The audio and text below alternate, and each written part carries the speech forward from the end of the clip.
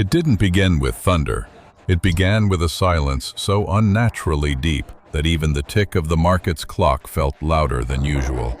In the summer of 1929, Wall Street moved with the polished confidence of an empire that believed it could not fall. The newspapers called it the New Era.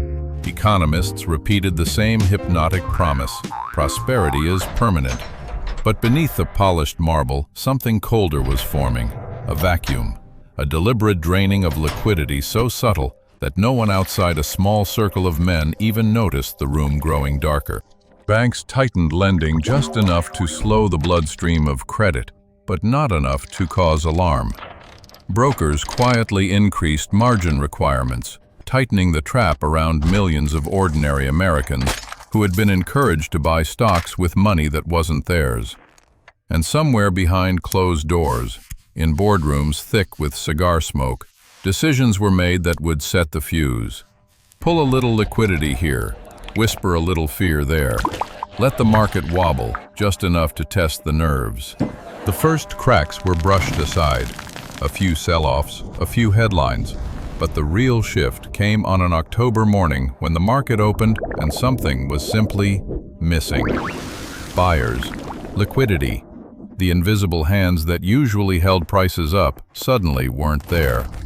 It was as if the market had been abandoned in the night, left to collapse under its own inflated weight. Traders felt it instantly, a kind of static in the air, a shiver beneath the noise. And then the panic ignited, not from chaos, but from a realization that spread like a cold whisper. Someone had stepped back. Someone with enough power to hold the market steady, or to let it fall. As prices began to crash in violent spasms, phone lines jammed, brokers screamed for bids that never came, and ordinary Americans, from factory workers to school teachers, watched their life savings evaporate in seconds. What no one realized yet was that the fall was not random. It behaved like a controlled demolition. Stocks collapsed in a sequence, like floors of a burning building giving way one after another. The leverage unwound exactly where it hurt the public most. The margin calls spread like a chain reaction, tightening the noose around anyone who had believed the promise of endless wealth.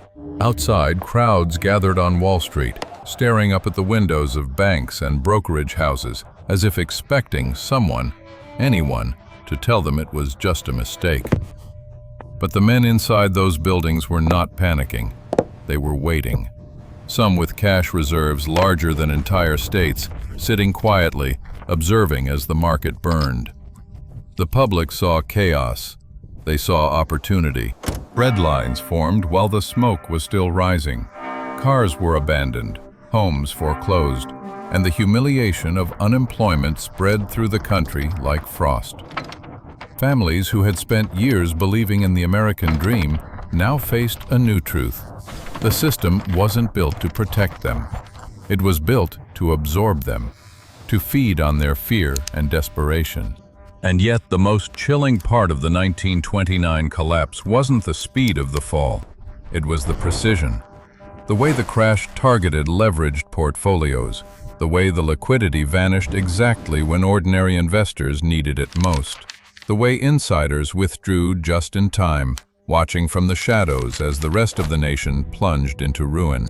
This was not the beginning of a crisis.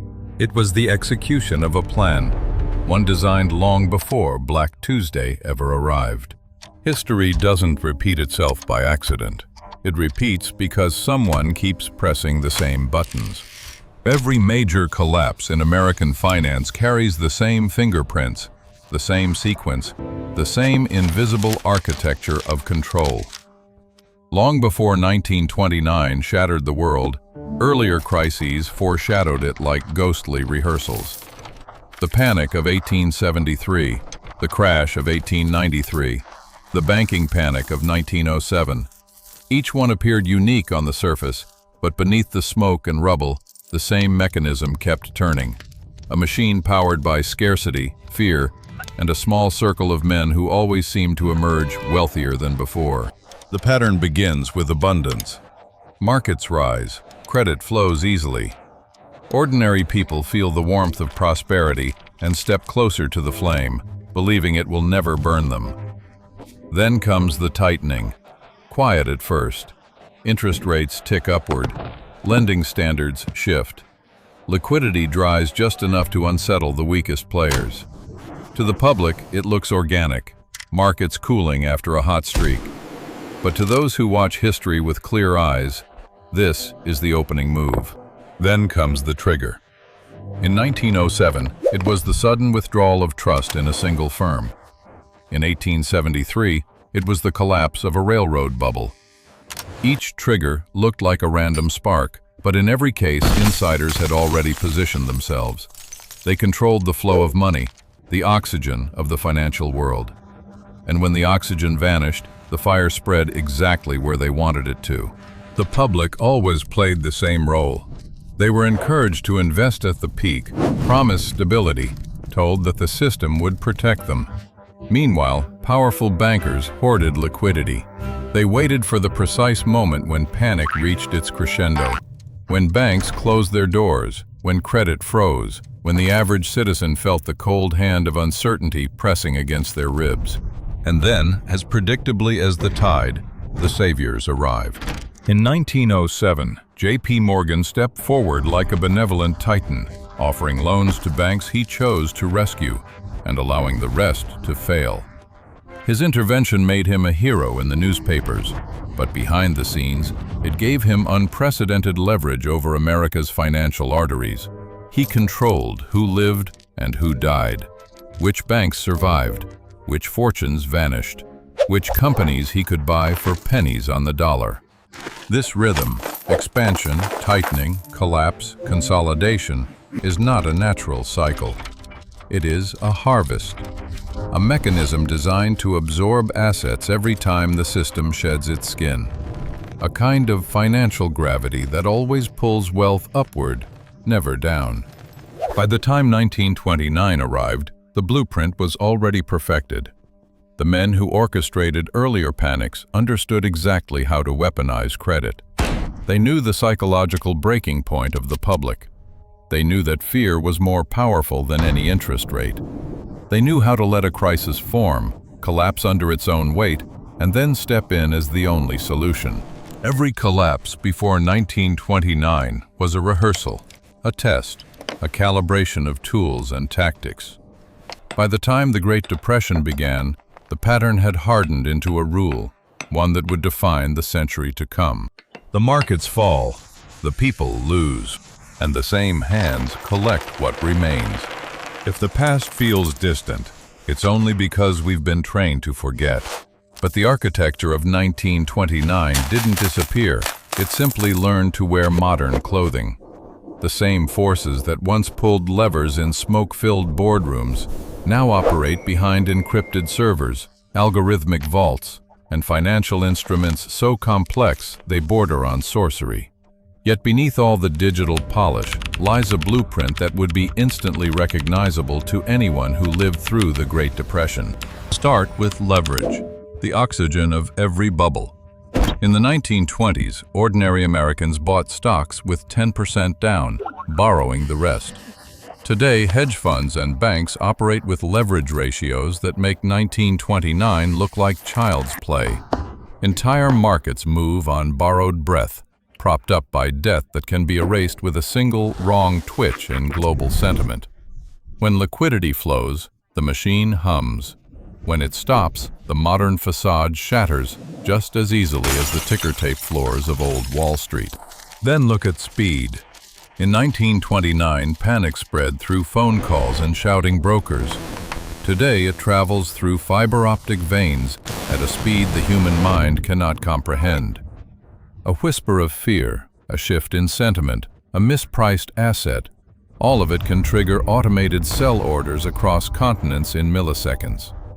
The crashes of the past were avalanches. The crashes of today are explosions. Precision engineered, instantaneous, unforgiving. And yet the most chilling parallel isn't technological, it's psychological. Just like in the Roaring '20s, the public has been lulled into a trance of endless growth. Stocks only go up. The Fed will save us. Risk is manageable. These modern mantras echo the same dangerous optimism that drowned millions in the aftermath of Black Tuesday. Beneath every boom lies the same seduction. Trust the system, join the surge, believe in the dream. Meanwhile, the elite quietly prepare. In 1929, powerful financiers withdrew liquidity before the crash. Today, institutional giants hedge behind layers of derivatives, off-balance sheet instruments, and private data streams the public never sees. They harvest information the way old bankers harvested credit, in secrecy and with surgical intent. They know when portfolios are overstretched. They know when markets are trembling. They know when the public has been fattened enough for the next cycle. Consider how eerily the world mirrors 1929's final months. Asset prices climbing far beyond fundamentals, debt reaching historic highs, financial institutions behaving like gamblers in a casino that cannot possibly lose. Even the warnings are the same.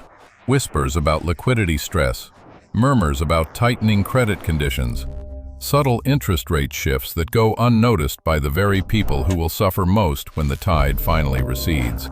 The parallel becomes undeniable when we examine who stands to gain. In 1929, fortunes were destroyed, but greater fortunes were forged from the rubble. Today, the mechanisms of consolidation have only grown stronger. Private equity firms wait for distressed assets. Tech giants hold more cash than entire nations. Central banks, like modern pharaohs, control the flow of digital money with a keystroke.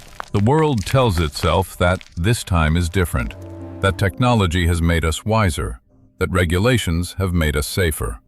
But history answers with a cold certainty. A system built on leverage, speculation, and manufactured confidence will always collapse in the same direction. Downward for the many, upward for the few. We are not watching a new story. We are watching a sequel with better special effects. And somewhere deep within the machinery of global finance, the same dark rhythm that defined 1929 is starting to pulse again. For decades, the Great Depression has been framed as a tragedy without a villain, an unfortunate accident, a cascade of mistakes, an unforeseeable storm. But history becomes sharper when you look at who stood in the ashes and who walked away owning the land beneath them. The deeper you dig, the clearer it becomes. The Depression was not merely endured by the elite, it was harvested by them. In the months leading up to the crash, the public was drowning in optimism. Newspapers declared that stocks had reached a permanently high plateau. Ordinary workers were urged to invest, to borrow, to trust the system that had never failed them. But behind the curtain, the mood was very different. Insiders, the titans of Wall Street, the banking dynasties, the men who could move markets with a nod, began pulling liquidity from the system. They sold positions quietly. They tightened credit. They prepared for something they would never warn the public about. And when the market collapsed on Black Tuesday, these men were not caught off guard. They were waiting with cash reserves large enough to suffocate the panic they themselves had helped ignite. While families stood in breadlines and banks padlocked their doors, a small circle of financiers began buying America piece by piece. Railroads, factories, entire corporations, all sold for pennies on the dollar to the very architects of the crisis.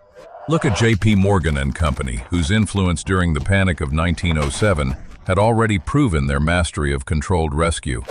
In 1929, similar circles of power moved with the same orchestration. They allowed banks to fail, the weaker ones, the ones not tied to their interests. They allowed credit to freeze, knowing it would force desperate businesses to surrender assets just to survive another week. They let fear expand unchecked until the economy became a fire sale market. The narrative told to the public was simple. No one could have seen this coming. But private letters, meeting records, and financial positioning told another story entirely. Elites weren't blindsided. They positioned themselves like predators circling a wounded animal. They shorted stocks while telling the public to buy. They hoarded gold while telling citizens that cash was safe. They arranged mergers and acquisitions in back rooms, while the rest of the nation was too busy trying to feed their families to notice. The Depression wasn't just a collapse. It was a transfer, a massive unilateral migration of wealth from millions of pockets into a few iron fists. And the suffering that followed wasn't an unfortunate consequence, it was leverage. Unemployment, widespread poverty, desperation, all created the perfect environment for sweeping reforms that further centralized power in the hands of those who dictated the terms of recovery. Banks that survived emerged larger, stronger, more intertwined with government than ever. Financial dynasties expanded their reach globally, using Depression-era bargains to acquire assets that would define the next century. The crisis that destroyed the American middle class became the greatest shopping spree in the history of capitalism for the people who had engineered the collapse. This is the revelation the history books soften, the media avoids, and the public rarely confronts. The elite didn't just survive the Great Depression, they shaped it. They profited from it. They absorbed the country into their portfolios, one bankrupt dream at a time. While the masses begged for help, the architects of the crisis decided who would rise, who would fall, and who would never recover. The Depression was not merely a chapter of economic failure. It was a blueprint, a perfected strategy of control. And those who orchestrated it learned a truth that would echo across the next century. Fear is the most profitable commodity ever created. History is not a straight line. It is a cycle, a wheel forged from greed, power, and the predictable reactions of a population that wants to believe the nightmare is over. The Great Depression was not the end of that cycle. It was only the most dramatic turn. And the truth that emerges, once the dust of 1929 is stripped of its myths, is both terrifying and liberating. If a collapse can be engineered once, it can be engineered again. The pattern didn't die with the men who designed it. It survived them. It evolved. Today's financial system is built on the same foundations that shattered the world a century ago. Leverage stacked upon leverage, debt masquerading as prosperity, and a public lulled into comfort by rising markets and reassuring headlines. We call it progress. We call it innovation. But beneath the sleek surface lies a machine with the same ancient purpose: consolidate power during the fall, expand control during the recovery. And the signs of tightening are already here. Just like in the late 1920s, warnings echo quietly. Interest rates rising, liquidity thinning, credit tightening in the shadows. The world insists that central banks will save us, that regulators will prevent disaster, that technology will smooth every shock. But the system is more fragile than ever, a glass skyscraper built on foundations of sand, shaking under the weight of its own illusions. What's coming isn't a mystery, it's a continuation. The same elite institutions that once bought America on sale are now global. Their influence stretches across continents, markets, currencies, entire governments. They no longer need smoke-filled rooms. They have algorithms, private data, and a world addicted to their liquidity. Crises have become tools, strategic resets used to tighten their grip.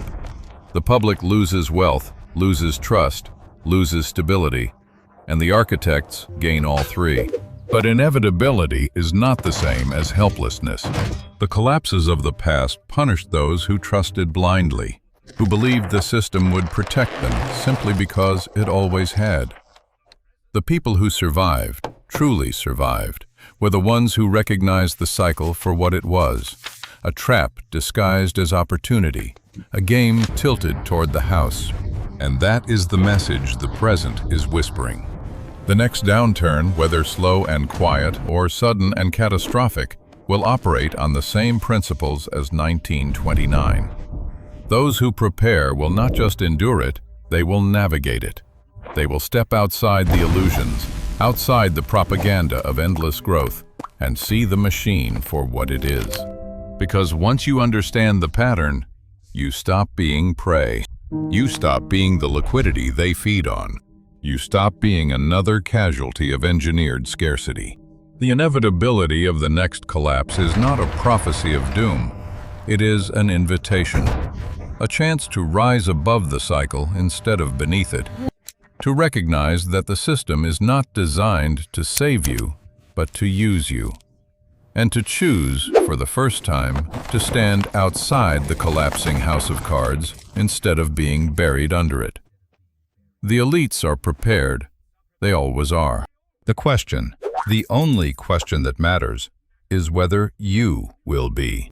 Because the wheel is turning again. And this time, you know exactly where it leads.